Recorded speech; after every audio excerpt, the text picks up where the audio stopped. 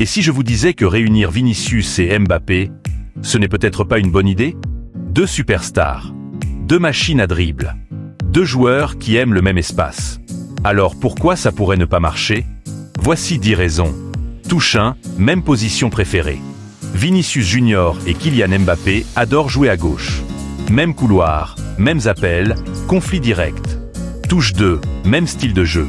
Ils aiment partir de loin, provoquer, éliminer en 1 contre 1. Mais une équipe a besoin de profils complémentaires, pas identiques.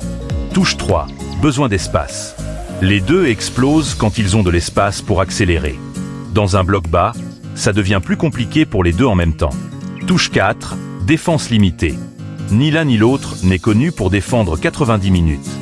Dans les grands matchs, l'équilibre défensif est crucial. Touche 5, question d'ego. Deux stars mondiales, deux leaders offensifs. Qui prend le penalty? Qui est le visage du club? Keycap 60 Sequilibre tactique. Si les deux restent hauts, le milieu souffre. L'équipe peut se couper en deux.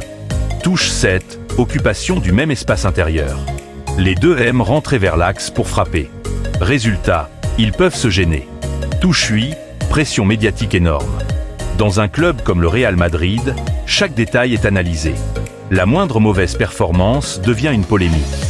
Touche 9, adaptation nécessaire. L'un devrait changer son rôle naturel. Et quand une star change trop son jeu, elle perd en efficacité. 10 en lettres majuscules manque d'un vrai ailier droit naturel. Si les deux préfèrent la gauche, qui équilibre le côté droit. Attention, ça ne veut pas dire que c'est impossible. Mais pour que ça marche, il faudra des sacrifices, un grand coach et beaucoup d'intelligence tactique. Et toi, tu penses que Vinicius et Mbappé peuvent dominer ensemble, ou c'est une erreur stratégique? Dis-le en commentaire et abonne-toi pour plus d'analyse football.